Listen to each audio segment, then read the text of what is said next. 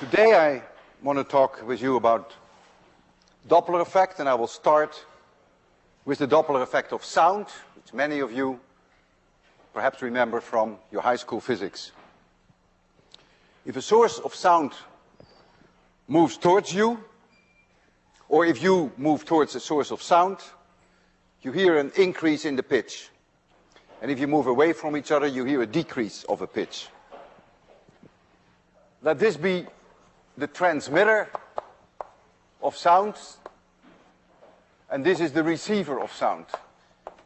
Could be you, your ears. And suppose this is the velocity of the transmitter, and this is the velocity of the receiver. And v should be larger than 0 if the velocity is in this direction, and in the equations what follow, smaller than 0, it is in this direction. The frequency that the receiver will experience, will hear, if you like that word, that frequency I call f prime, and f is the frequency as it is transmitted by the transmitter. And that f prime is f times the speed of sound minus v receiver divided by the speed of sound minus v of the transmitter. So this is known as the Doppler shift equation. If you have volume 1 of John Coley, you can look it up there as well. Suppose you are not moving at all, you're sitting still, so v receiver is 0.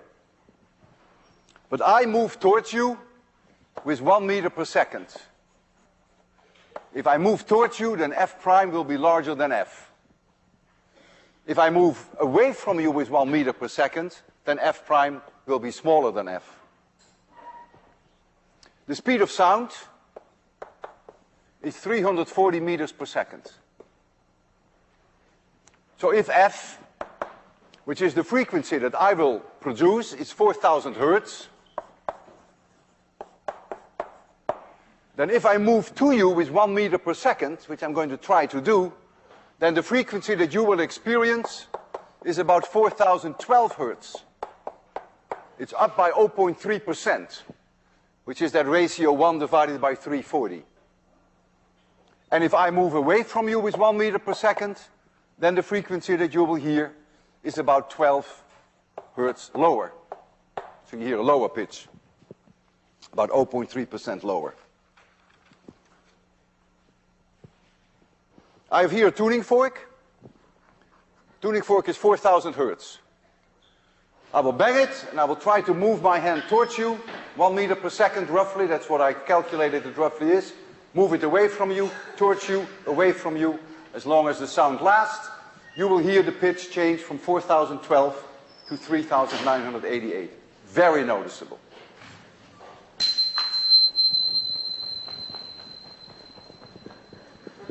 Have you heard it? Who has heard clearly the Doppler shift? Raise your hands, please. Okay. It's very clear. Increased frequency, and then when I move my hands away, a lower pitch. Now you may think that it makes no difference whether I move towards you or whether you move towards me. And that is indeed true if the speeds are very small compared to the speed of sound. But it is not true anymore when we approach the speed of sound. As an example, if you move away from me with the speed of sound, you will never hear me, because the sound will never catch up with you. And so f prime is 0. And you can indeed confirm that with this equation. But if I moved away from you with the speed of sound, for sure the sound will reach you. And the frequency that you will hear is only half of the one that I produce. So there's a huge asymmetry. Big difference whether I move or whether you move. So I now want to turn towards electromagnetic radiation. There is also Doppler shift in electromagnetic radiation. If you see a traffic light red, and you approach it with high enough speed, you will experience a higher frequency, and then you will see the wavelengths shorter than red, and you may even think it's green. You may even go through that traffic light. To calculate the proper relation between f prime and f requires special relativity. And so I will give you the final result. F prime is the one that you receive. F is the one that is emitted by the transmitter.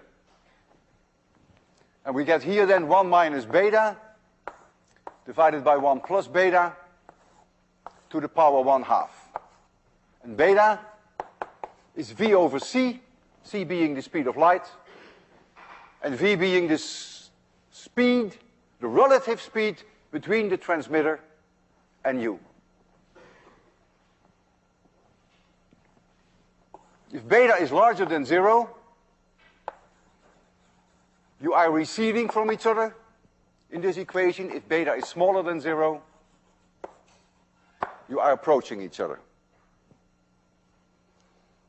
You may wonder why we don't make a distinction now between the transmitter on the one hand, the velocity, and the receiver on the other hand. There's only one beta. Well, that is typical for special relativity.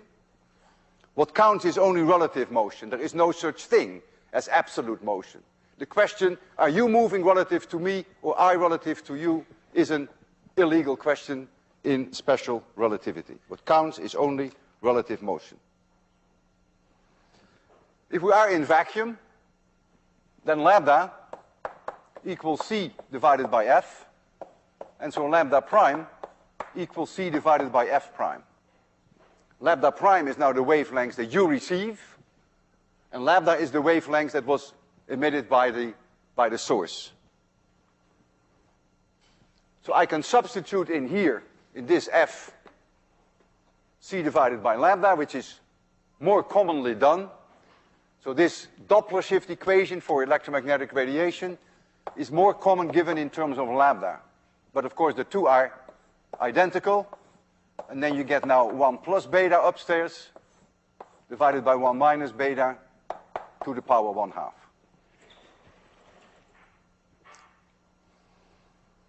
The velocity there, if I'm completely honest with you, is the radial velocity. If you are here, and here is the source of emission, and if the relative velocity between the two of you were this, then it is this component, this angle is theta, this component which is v cosine theta, which we call the radial velocity, that is really the velocity which is in that equation.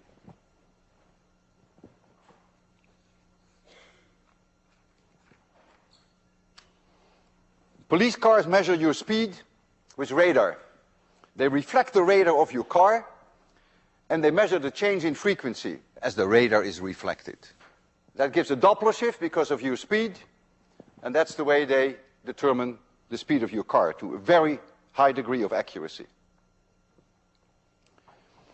You can imagine that in astronomy, Doppler shift plays a key role because we can measure the radial velocities of stars relative to us.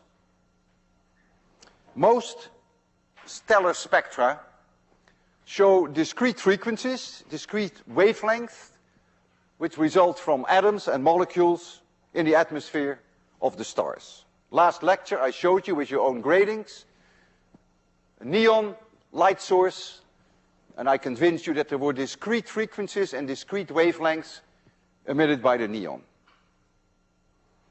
If a particular discrete wavelength, for instance in our own laboratory, would be 5,000 angstrom, I look at the star and I see that that wavelength is longer, lambda prime is larger than lambda, then I conclude lambda prime is larger than lambda.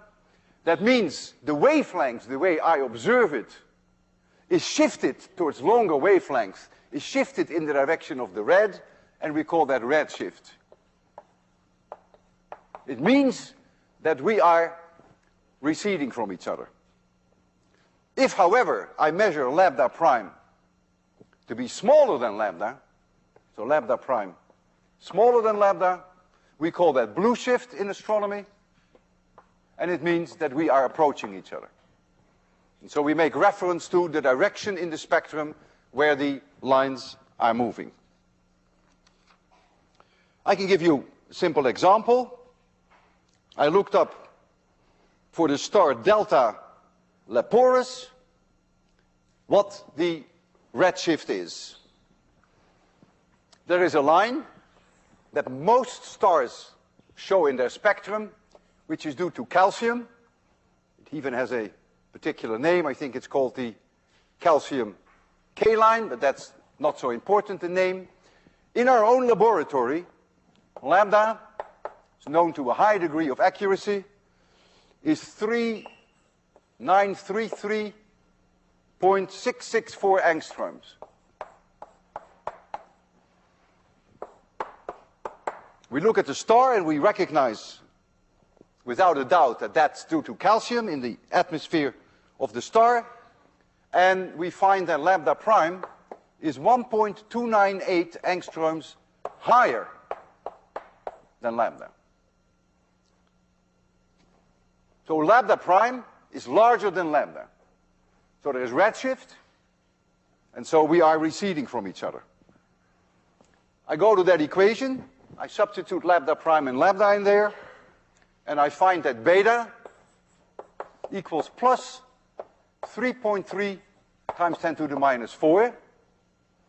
The plus for beta indeed confirms that we are receding, that our relative velocity is away from each other.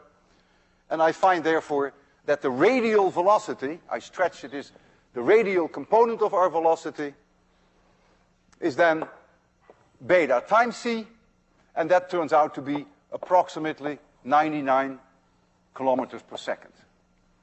So I have measured now the relative velocity, radial velocity between the star and me, and the question whether the star is moving away from me or I move away from the star is an irrelevant question. It is always the relative velocity that matters.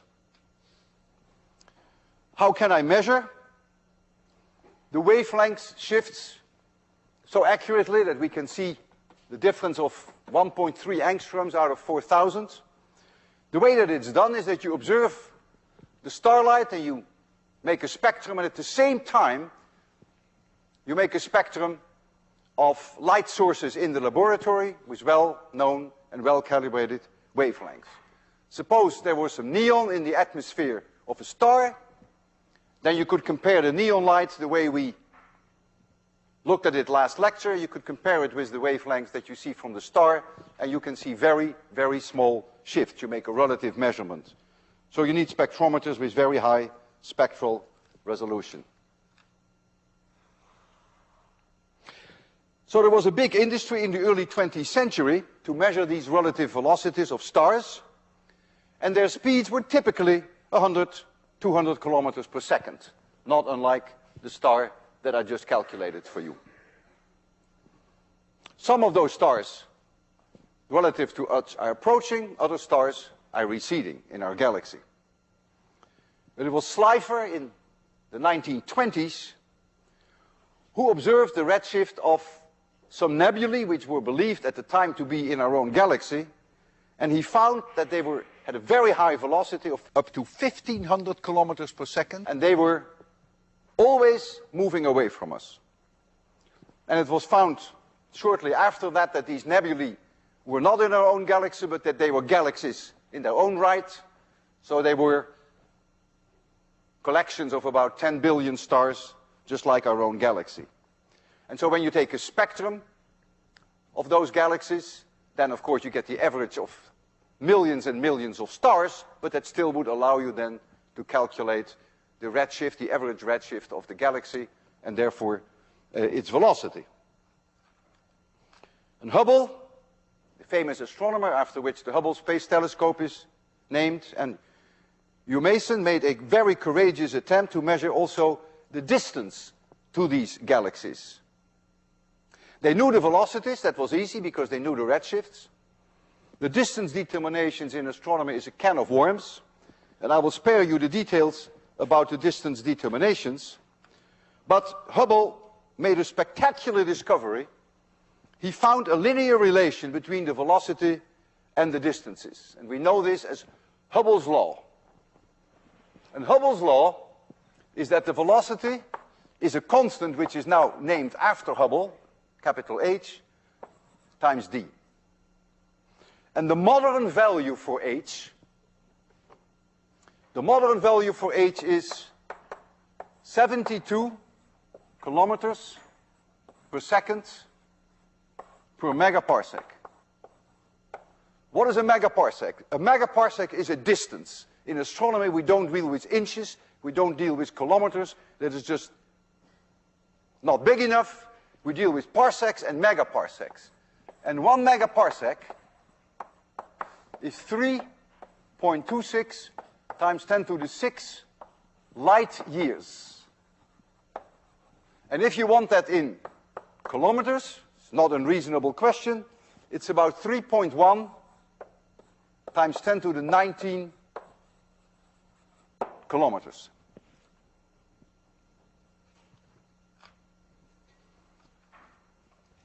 So I could calculate for a specific galaxy that I have in mind, I can calculate the distance if I know the redshift. I have a particular galaxy in mind for which lambda prime is 1.0033 times lambda. So notice again that the wavelength that I receive is indeed longer than lambda, so there is a redshift. I go to my Doppler shift equation, which is this one. I calculate beta, one equation with one unknown, can solve for beta, and I find now that V is 5,000 kilometers per second. Very straightforward, nothing special. Very easy calculation. But now with Hubble's law, I can calculate what d is, because d now is the velocity, which is 5,000 kilometers per second, divided by that 72, and that then is approximately 69 megaparsec. Again, we have the distance, if we do it in these units, in megaparsecs. That's about 225 million light years. And so the object is about 225 million light years away from us. So it took the light 225 million years to reach us. So when you see light from this object, you're looking back in time. And if you have a galaxy which is twice as far away as this one, then the velocity would be twice as high. And they're always receding relative to us. I'd like to show you now some spectra of 3 galaxies.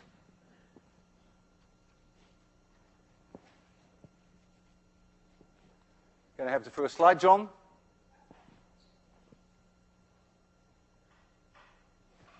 All right, you see here a galaxy, and here you see the spectrum of that galaxy. That may not be very impressive to you. The lines that have been recognized to be due to calcium K and calcium 8 are these 2 dark lines. Some of you may not even be able to see them. And this is the comparison spectra taken in the laboratory. These lines are seen as dark lines, not as bright lines. We call them absorption lines. They are formed in the atmosphere of the star. Why they show up as dark lines and not as bright lines is not important now. I don't want to go into that. That's too much astronomy. But they are lines, and that's what counts. And these lines are shifted towards the red part of the spectrum by a teeny-weeny little bit. You see here this little arrow. And the conclusion then is that in this case, the velocity of that galaxy is 720 miles per second, which translates into 1150 kilometers per second. And so that brings this object, if you believe the modern value for Hubble constant, at about 16 megaparsec. This galaxy is substantially farther away. No surprise that it therefore also looks smaller in size. And notice that here the lines have shifted, these lines have shifted substantially further. And if I did my homework, using the velocity that they claim, which they can do with high degree of accuracy because you can calculate lambda prime divided by lambda, those measurements can be made with enormous accuracy, I find that this object is about 305 megaparsecs away from us, so this is about 20 times further away than this object. So the speed is also about 20 times higher, of course, because there's a linear relationship. And if you look at this one, which is even further away, then notice that these lines have shifted even more. The next slide shows you what I would call Hubble diagram, which was kindly sent to me by Wendy Friedman and her co-workers. Wendy is the leader of a large team of scientists who are making observations with the Hubble Space Telescope. You see here distance, and you see here velocity in the units that we use in class, kilometers per second. Forget this part, that's not so important. But you see the incredible linear relationship, and Wendy concluded that Hubble's constant is around 72. It could be a little lower, it could be a little higher. She goes out all the way to 400 megaparsecs with associated velocities of about 26,000 kilometers per second. That's about 9% of the speed of light. So beta is about 1/10. So for this object, lambda prime divided by lambda would be about 1.1. There's a 10% shift in the wavelengths.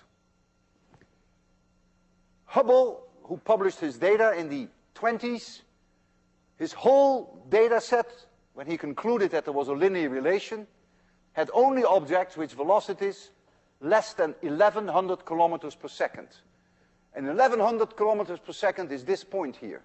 So Hubble had only points, there are not even any in Wendy's diagram, which are here.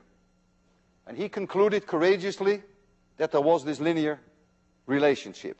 And you see it has stood the acid test. We still believe it is linear. The only difference was that Hubble's distances were very different from what we believe today. They were about 7 times smaller. So Hubble constant was different for him, but the linear relationship was there. Okay, that's enough for this slide. So now comes a $64 question. Why do all galaxies which are far away, why do they move away from us? Well, I can suggest a very simple picture to you. We are at the center of the universe, and there was a huge explosion a long time ago. We refer to that explosion as the Big Bang. And since we are at the center where the explosion occurred, the galaxies which obtained the largest speed in the explosion are now the farthest away from us. Now assume that this explosion is the correct idea. Assume that there was a Big Bang. Then I can ask the question, now when did it occur? I can now turn the clock back, and I can do the following.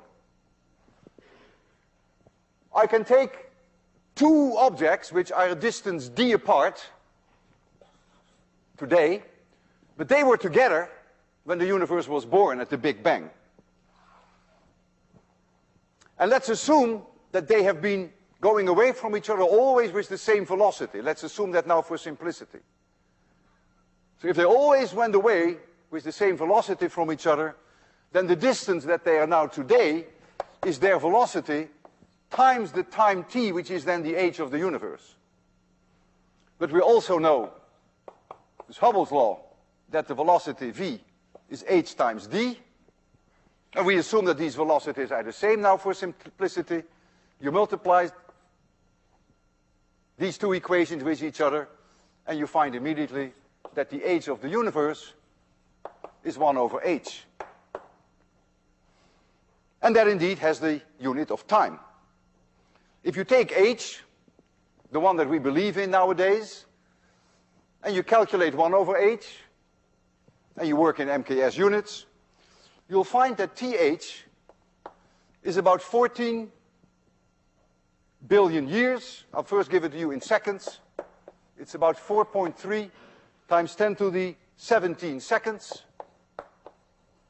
And that is about 14 billion years.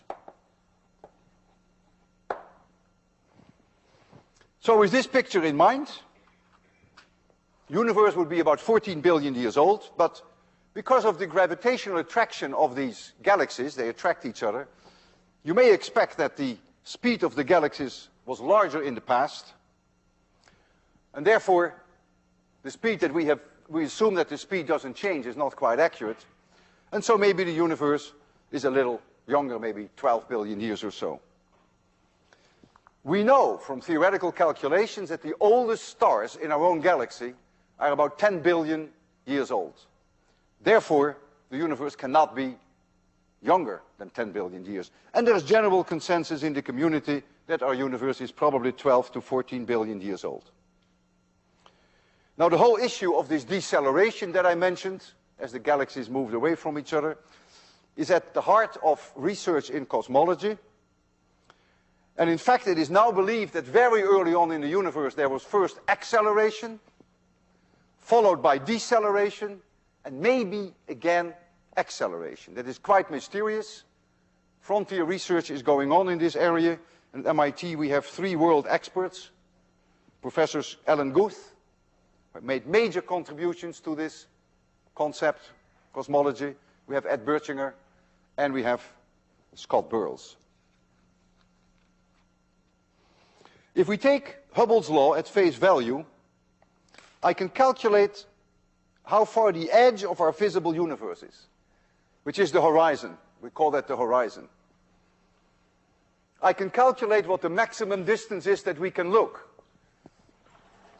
The maximum can be found by making the velocity c, so that the galaxies are moving. We are moving away from the galaxies are moving away from us with the speed of light. And so you would find then that the d max is c divided by h. And that is a distance. And you will find then, no surprise, if you use the model number, that that distance is 14 billion light years. We can never see beyond that, because if v equals c, then beta becomes 1. And if beta becomes 1, lambda prime becomes infinitely large. You have an infinite amount of redshift. And f prime becomes 0. So the electromagnetic radiation has no frequency anymore. And so there's no energy anymore in the photons. So that is then the edge of our universe, of our visible universe. You can never see beyond that. So now comes a reasonable question. How far have we been able to see into the universe? And to my knowledge, the record holder is a galaxy for which lambda prime over lambda is 7.56. Was published only 2 months ago. 7.56. Now, at such very large values of redshift, general relativity becomes very important. And the equation that we derived here was derived with special relativity. And so with very high values of redshift, like lambda prime over lambda 7.56, you cannot reliably calculate the velocities using that equation.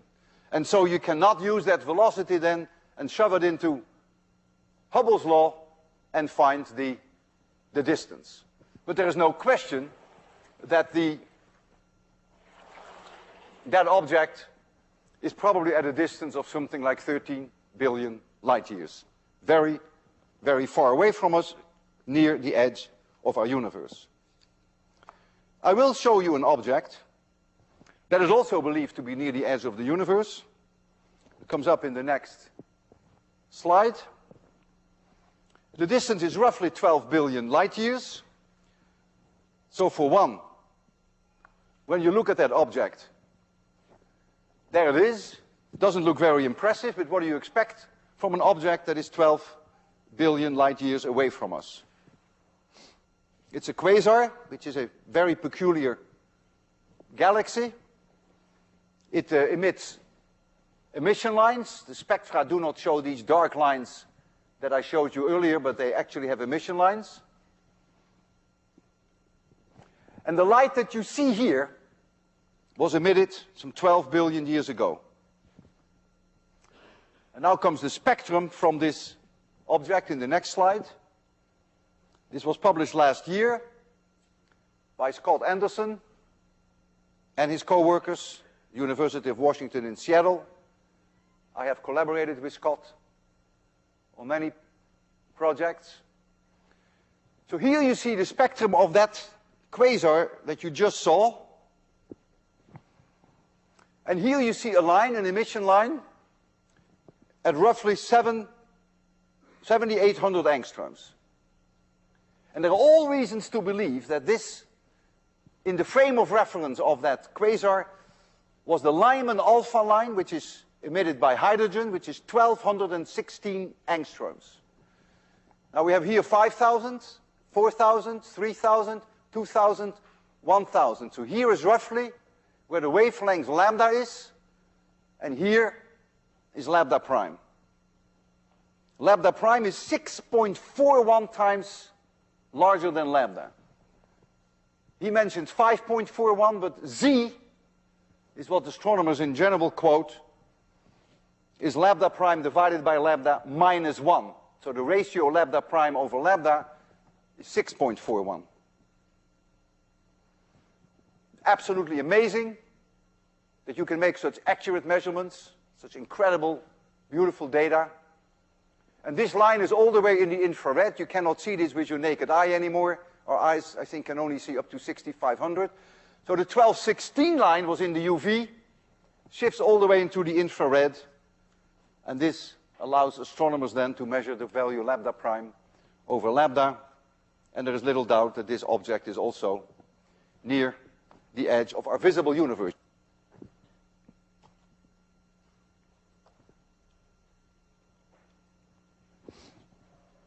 That's enough, John, thank you. I'd like to return to the Big Bang, to the explosion, some 12 or 15 billion years ago. And I'd like to raise the question, are we at the center of that explosion? Are we really at the center of our universe? That cannot be, of course. It's an incredible arrogance. It would be too egocentric. I know that we all think very highly of ourselves, but this cannot be. We are nothing in the framework of the total universe, so we cannot possibly be at the center. So how do we reconcile this now with what we observe? Imagine that you were a raisin in a raisin bread. Quite a promotion from a human being to a raisin in a raisin bread. And I put you in an oven. And the raisin bread, the dough is going to expand. All raisins will see other raisins move away from each other. And the larger the distance to your raisins, the larger the speed will be. And each raisin will think that they are very special. Suppose here, this is you, one raisin, and here's another raisin, and here's another raisin. After a certain amount of time, all distances have doubled. So this one is here, and this one is here.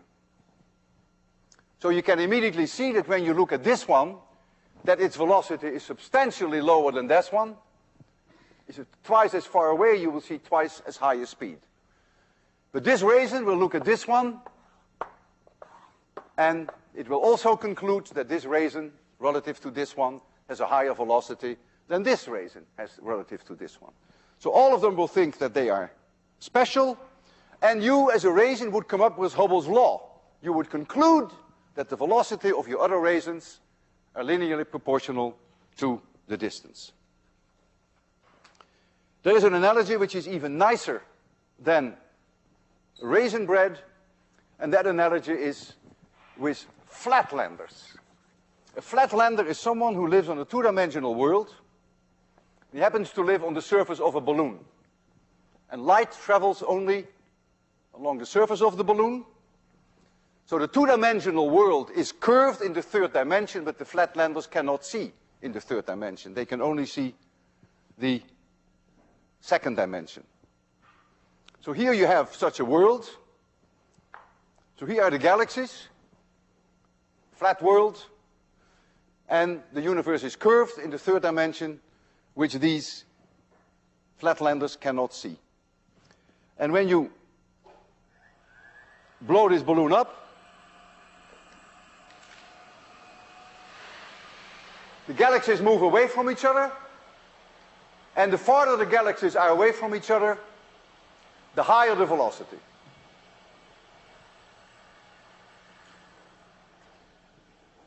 This model works actually quite well, and I want to pursue that in my next calculations. Let me first try to bring this universe to a halt, because I don't want the universe to collapse again. Ooh. Okay, I succeeded. So you can pursue this idea very nicely, and you can see that the flatlanders would draw quite amazing conclusions. Here is that balloon. The balloon has a radius r. Here is one galaxy, and here is another galaxy. And they are a distance s apart. I will call that later d, but now I want to call it s. You will see why. A little later in time, the universe has expanded. This galaxy is here, and this galaxy is here. And this distance now is r plus dr, and so this distance now between the two galaxies is s plus ds. And it follows immediately from the geometry that s plus ds divided by s is r plus dr divided by r. Simple high school geometry. I can work this out. I get SR plus RDS is SR plus SDR. I lose this SR. I divide by dt. ds dt is the velocity with which these two galaxies move away from each other. That's what they would measure in their universe. So there is a v here. It's clear that s is the distance between them. I will call that d again now. So that is d. And then I have 1 over r times the r dt. 1 over r. I will write this a little higher. dr over r. No, we had dr dt. So now I have 1 over r dr dt. And look at this. I have v equals d times something. And that something, at a given moment in time, has a unique value. R of the balloon has a unique value, and dr dt, which is the expansion velocity, also has a unique value. And so it's immediately obvious that in this universe, this is Hubble's constant. And this Hubble's constant is a function of time. It is changing with time. And it's obvious that it should change in time. There's no reason why it shouldn't do the same in our own galaxy. Because r in the past was much smaller. So even if you take an expansion velocity, which is constant, if r is smaller in the past, then h was larger in the past. And that is the reason why if you ever see a quote of h to be 72 kilometers per second per megaparsec, there's always a little zero here. And the zero means now. The zero means not a billion years from now and not a billion years ago. We really don't know what it was a billion years ago. Now don't carry this analogy between the 2D balloon and our own universe too far, but it gives some interesting insights. It is suggestive of the idea that our own three-dimensional space may be curved in the fourth dimension that we cannot see. This is very fascinating, and I would advise you, if you are interested in this area, that you take a course in cosmology. You should also take one in general relativity. It will open a whole new world for you. And both Alan Guth and Ed Birchinger and also Scott Burles are the experts in this area, and they happen to be one of our best teachers. So you can't lose there. Now comes a key question, and that is, will our universe expand forever? If the universe expands forever, we call that an open universe. That's just a name. It's also possible that our universe will come to a halt. That means that h, Hubble's constant, will become 0, that everything will stand still, no relative motion anymore, which then will be followed by collapse. And so all the red shifts will then come to 0 and will turn to blue shifts. It's the same idea, the same question. When you throw up an apple, will the apple come back or will the apple not come back? It depends on the speed of the apple and on the gravitational field of the Earth, and we all know that if you throw it fast enough, about 11 kilometers per second, in the absence of atmosphere, the apple would never come back. Now, if only gravity played the key role in our universe, then we can do a very simple calculation. And the answer to whether or not our universe is open or closed would then depend on the average density of the universe. And when I say average density, then you have to think in terms of a big scale. You don't think in terms of Cambridge. That's not representative for the average density of the universe. Nor is our solar system. Nor is our galaxy. But you have to think probably on the scale of a few 100 million parsecs. Maybe 500 megaparsecs. And so I bring you out now into the universe. Here is the universe. And these are galaxies. And here is a sphere which has a radius r. And that's on a scale of about 500 megaparsecs. So rho, the average density, is representative for the universe. And here, let's suppose you were here, where I can take any part in the universe, there's nothing special about it. And you see here a galaxy, and that galaxy moves away from you with the velocity v. That galaxy has a mass little m. The mass inside here, capital M, inside this sphere, is 4/3 pi r cubed times rho. It's the average density, right? Now we know from Newton that the force that this galaxy will experience is only determined by the mass inside this sphere and not by the mass outside the sphere. And so if I want to calculate whether these two objects will forever move away from each other or whether they will fall back to each other, then all I have to make sure that I make the total energy 0, the sum of the kinetic energy and the potential energy must be 0. So 1/2 mv squared of this object must be mmg divided by r. That is when the total energy is 0. We will expand forever and ever and ever, and it will never come back.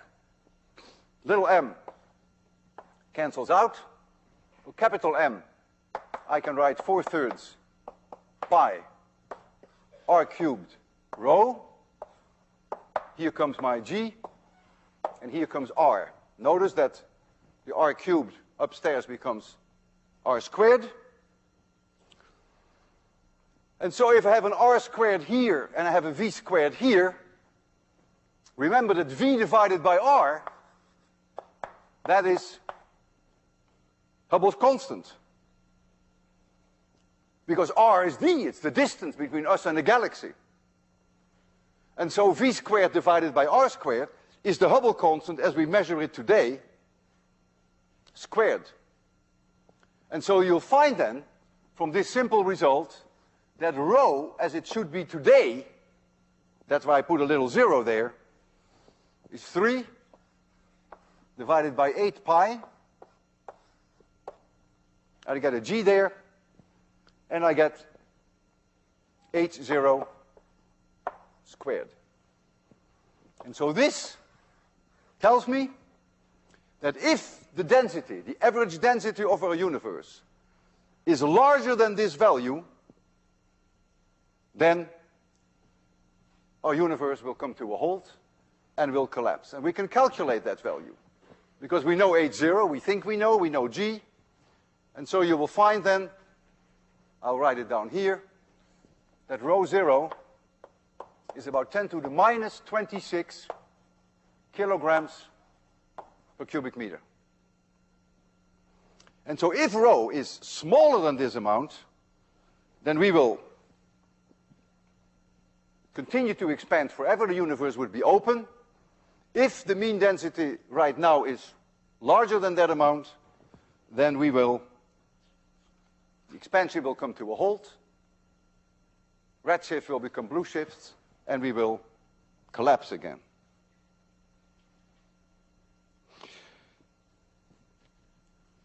The matter here, this matter density, doesn't have to be tomatoes or potatoes. It could be electromagnetic radiation, because according to Einstein, E equals mc squared, so any form of energy represents mass. So don't think of it necessarily as this being just stars and galaxies and tomatoes. It is generally believed today that the expansion of our universe will not come to a halt and collapse. But our views could change. Enormous development has been going on in the last 10 years, and you can read about that in the New York Times. Almost every month you will read something about the enormous progress that's being made in cosmology, and of course the idea of whether or not the universe will expand forever, whether it's open or whether it is closed, is something that's emotionally an important issue for us. If the universe is open, and it will expand forever, and stars will all burn out, and the universe will become a cold, dead, and boring place.